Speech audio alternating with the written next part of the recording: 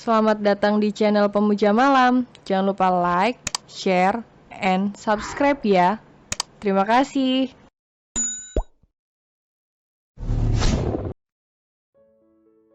Episode 39 Mempelai yang Ternoda. Anci memeluk ibunya dan ketakutan. Moe pun melihat ke arah Ursula dan Anci dengan senyuman sinis.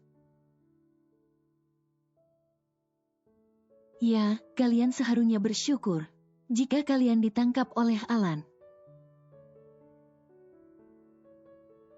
Dia akan menyiksa kalian seperti yang mereka lakukan pada Sebastian dan juga Lee. Kabarnya Sebastian juga mati karena menjadi boneka mainannya Harvest. Kalian tidak tahu seberapa mengerikannya Harvest, kata Moe kemudian berlenggang pergi. Namun baru beberapa langkah Moe berhenti dan melihat ke arah Ursula dan Anci lagi. Nikmatilah, meskipun ayahku terlihat gemuk dan tua, tapi tenaganya seperti anak muda. Hahaha. Moe tertawa dan melangkah pergi. Sander mendekati Anci yang berlindung di balik punggung ibunya. Dengan tatapan ketakutan dan menangis. Kakakmu sudah dikerubuti oleh banyak pria, dia idaman banyak laki-laki. Dan pasti sebentar lagi akan menjadi yang hebat, apa kau tidak iri? Kata Sander. Wajah Sander terlihat seperti pria tua mesum yang menjijikkan di dalam pikiran Anci. Anci kemudian menggelengkan kepalanya. Tidak, aku tidak iri, teriak Anci. Bagaimana bisa kau tidak iri? Kau harus iri. Sander menarik tangan Anci dan menyeretnya. Tidak, aku tidak mau, teriak Anci. Ibu, Sander terus menyeret Anci membawa Anci dan ingin melampiaskan gairah binatangnya. Ursula sendiri tidak tahu harus berbuat apa, ia bingung dan dilema. Mereka hanya bisa berlindung di balik kekuatan Tuan Freddy atau Sander. Jika mereka tertangkap oleh Alan, pastilah nyawa mereka tidak akan selamat. Sander terus menyeret paksa Anci. Kekuatan Sander yang besar membuat Anci tidak bisa melepaskan diri. Tubuh Anci yang kecil dan kurus langsung terseret tanpa membuat Sander kesusahan. Perlahan Sander mendengungkan lagu dari mulutnya dan mendorong Anci masuk ke dalam sebuah ruangan kecil. Itu adalah ruangan kecil yang berdebu. Sander masuk dan menutup pintunya lalu menguncinya. Tidak.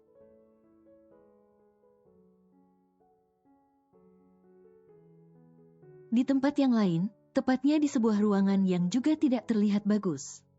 Hanya sedikit lebih baik dan lebih bersih dari yang lain. Jasmine duduk di atas sofa buluk dengan tangan masih terikat dan kaki juga terikat. Kau mau minum? Kau pasti haus. Kata Freddy menuangkan air putih dingin ke gelas. Tanpa mengindahkan Freddy, Jasmine mengedarkan matanya mengelilingi ruangan. Tempat yang berantakan, Jasmine mengira dulunya pasti bangunan bekas pabrik tekstil. Sebelum dibawa ke ruangan bersama Freddy, Jasmine sempat melihat bertumpuk-tumpuk kain yang terbengkalai. Lalu saat ini, Jasmine juga melihat papan-papan sampel kain-kain yang dipotong kecil dan ditempel lalu diberikan keterangan entah apa. Jasmine tidak mengerti. Jasmine juga menebak saat ini dirinya berada di ruangan kantornya. Meski berantakan dan sedikit kumuh, penuh dengan buku-buku ataupun dokumen-dokumen, Namun di dalamnya masih terisi kulkas yang terlihat layak beroperasi, mungkin kulkas itu baru. Belum lagi Jasmine juga melirik ke arah kamar mandi. Meski terlihat kotor namun cukup baik untuk digunakan. Tiba-tiba Freddy mendekat membawakan gelas berisi air putih dingin. Freddy pun menempelkan gelas itu pada bibir Jasmine. Minumlah, aku pernah mendengar tubuh manusia 90%-nya adalah air. Manusia kuat menahan lapar. Tapi tidak kuat untuk tidak minum. Aku tidak ingin kau pingsan. Freddy masih menyodorkan gelas itu di bibir Jasmine.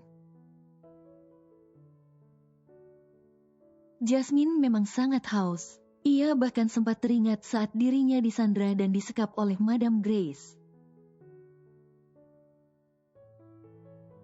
Bagaimana dirinya sangat kehausan dan hampir mati. Tapi, kali ini Jasmine akan menahannya. Dengan gerakan cepat Jasmine pun menggigit tangan Freddy dengan keras. Freddy cukup terkejut dengan apa yang Jasmine lakukan. Namun saat itu Freddy hanya diam dan hanya menekan kepala Jasmine dengan lembut. Beberapa menit berlalu Jasmine masih menggigitnya. Hingga darah mengalir di tangan Freddy. Sedang di dalam mulut Jasmine sendiri merasakan rasa yang tidak enak. Darah yang mengenai mulutnya terasa seperti air besi berkarat. Jasmine pun kemudian melepaskan gigitannya. Terlihat tangan Freddy sudah mengecap gigitan Jasmine dan darah yang menetes meski tidak banyak. Sudah lelah menggigit, sekarang minumlah, kata Freddy. Jasmine kemudian menyeruduk gelas itu menggunakan kepalanya. Dan membuat gelas yang ada di tangan Freddy jatuh dan pecah. Freddy tersenyum sinis. Kau tidak mau air putih? Kata Freddy kemudian beranjak pergi dan mengambil satu botol whisky. Freddy membuka tutupnya dan menuangkannya ke dalam gelas. Pria itu lalu mengambil sebongkah es di dalam kulkas dan memasukkannya ke dalam gelas berisi alkohol. Lalu ia berjalan perlahan menuju di mana Jasmine duduk. Minum, kata Freddy menyodorkan lagi di bibir Jasmine. Kedua mata Jasmine menatap Freddy dengan penuh kebencian, dan bukannya meminumnya. Jasmine justru meludahinya. Saat melihat itu Freddy justru tertawa. Hahaha, menarik sekali. Freddy kemudian meminum alkohol yang sudah Jasmine ludahi. Namun tidak semuanya Freddy minum, saat alkohol masih di dalam mulutnya. Freddy langsung mencengkeram dagu dan mulut Jasmine. Dengan cepat Freddy mencium Jasmine, dan mendorong alkohol yang ada di dalam mulutnya masuk ke dalam mulut Jasmine. Jasmine berontak namun gerakannya tidak begitu berarti karena dia diikat dengan kuat. Dan Freddy mencengkeram dagunya. Tetesan alkohol meleleh turun hingga dagu Jasmine. Freddy menjilatnya pelan membuat Jasmine bergidik. Tubuhnya gemetaran karena takut jika Freddy akan berbuat sesuatu yang lebih buruk. Lalu Freddy pun meminum alkoholnya lagi yang ada di gelas. Jasmine membulatkan matanya. Brengsek, teriak Jasmine. Jasmine ingin menyeruduk Freddy dengan kepalanya. Namun dengan cepat Freddy menahan kepala kecil Jasmine dengan satu tangan Freddy. Kemudian pria itu meminumkan alkohol lagi pada Jasmine menggunakan mulutnya. Freddy melakukannya berulang hingga alkohol yang ada di gelas tersebut habis. Jasmine yang tidak biasa minum, Dengan cepat alkohol itu mempengaruhi kesadarannya. Kepalanya mendadak pusing, pandangannya sayu dan tubuhnya lemas. Freddy melihat itu dan tersenyum kecil. Perlahan Freddy membuka resleting gaun pernikahan berwarna putih yang sudah sedikit kumal tersebut. Gaun itu pun sedikit meorot di bagian bahu Jasmine. Freddy membelai lembut bahu kecil Jasmine lalu menciumnya. "Jangan," kata Jasmine lemah tak berdaya. Freddy pun lalu berpindah mencium leher Jasmine. Melihat banyak bekas merah di tubuh Jasmine, jelas Freddy mengernyitkan kedua alisnya. "Alan sangat beruntung bisa memiliki dirimu," kata Freddy menyesap leher Jasmine dan menimbulkan bekas merah yang baru. "Jasmine, menikahlah denganku, aku janji akan memperlakukanmu dengan baik," kata Freddy. "Tidak, kau tua," kata Jasmine dengan kepala yang masih berputar. "Aku masih kuat dan bugar," kata Freddy semakin menurunkan gaun Jasmine. Ya, dalam pikiran Jasmine faktanya memang Freddy masih terlihat muda di usianya. "Kau benar-benar cantik, Jasmine." Freddy kemudian duduk dan menarik tubuh Jasmine, membuat Jasmine duduk di atas pangkuannya. Saat Freddy hendak mencium Jasmine kembali, tiba-tiba saja, suara ledakan terdengar memekakkan telinga. Freddy menyunggingkan senyuman sinisnya. "Sepertinya suamimu sudah tiba," kata Freddy kemudian mengikat kembali kedua tangan Jasmine. Namun kali ini ikatannya berada di depan. "Jangan nakal, aku harus membunuh suamimu," kata Freddy kemudian menidurkan Jasmine di sofa.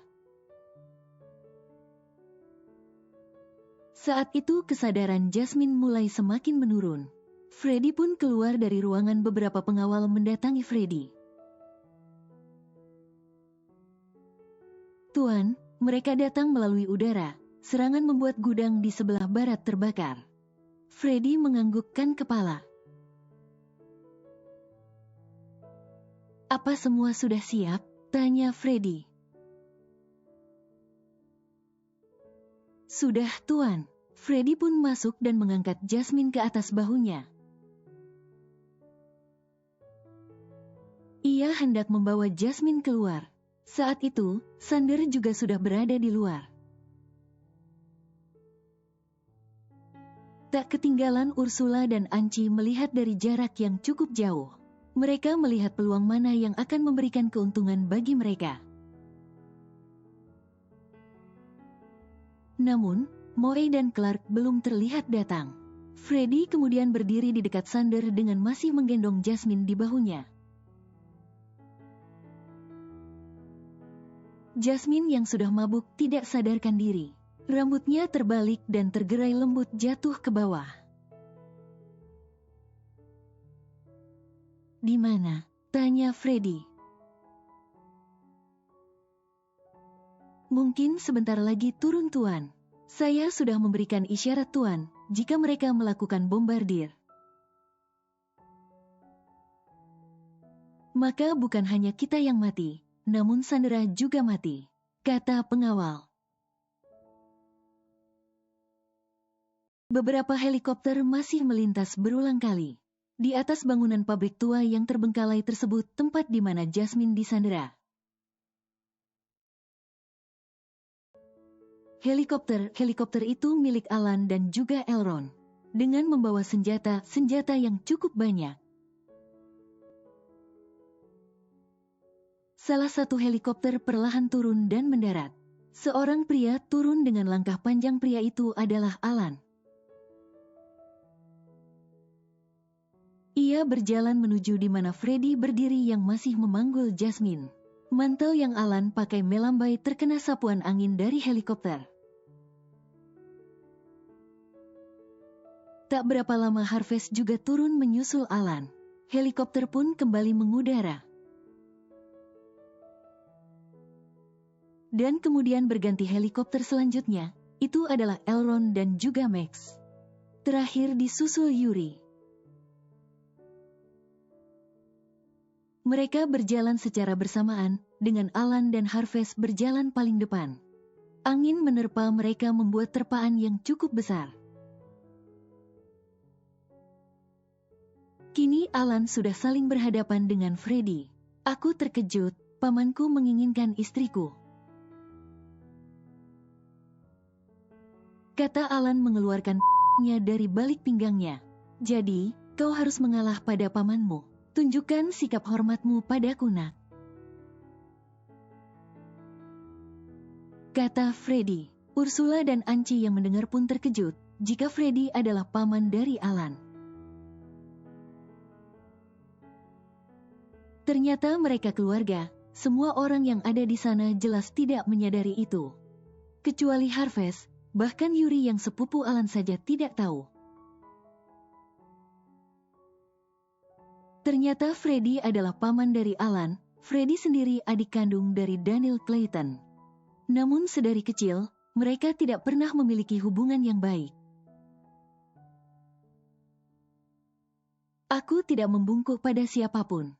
Kata Alan melihat tangan Freddy menggendong Jasmine, gemuruh di hatinya menjadi berkobar.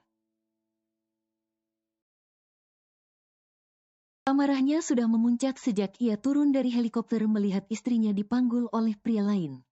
Itu pilihan yang salah. Freddy menaikkan bibirnya. Tak berapa lama sebuah mobil sport berwarna biru dengan cat yang berkilau baru saja berhenti. Seseorang pun keluar dari mobil. Pria besar itu berdiri di dekat pintu mobil yang ia kendarai. Dia adalah Baron. Halo sepupu. Senyuman Baron merekah dan ia menutup pintu mobilnya. Pamanmu, dia gila, kata Baron memutar telunjuknya di pelipisnya. Baron kemudian berdiri di samping Freddy. Karena aku suka kegilaan, jadi kami menggabungkan kekuatan untuk melawanmu, nak. Kata Baron, tidakkah kalian terlihat seperti tikus yang lemah? Kalian tidak malu? Hanya untuk menjatuhkanku kalian harus menggabungkan kekuatan? Kata Alan yang sudah menaruhnya. Kemudian mengambil keling dan dipasang di tangan kirinya. Alan siap memukuli siapa saja. Elrond sendiri mengambil belatinya dan bersiap menyerang. Kalian mengacau di wilayahku, tidak takut? Tanya Yuri dan membuka samurainya. Freddy tertawa disusul oleh Sander. Terlihat banyak pengawal Freddy berdatangan dan mengepung Alan dan kawan-kawannya. Alan melirik sekilas dan mengangguk. Ayo selesaikan dengan segera, kata Alan. Tidak sekarang, kata Freddy menurunkan Jasmine yang mulai sadar. Mata Jasmine perlahan terbuka. Ia berdiri ditopang oleh tubuh Freddy. Gaun yang dipakai Jasmine sudah sedikit melorot dan terlihat berantakan namun seksi. Sialan, geram Alan melihat tubuh istrinya terekspose. Cek, dia menyentuh Jasmine dengan tangan kotornya. Geram Elrond. Jika kalian mendekat, aku akan menciumnya dan memperkosa-nya di sini, kata Freddy menurunkan lagi sedikit gaun Jasmine. Bajingan. bersambung.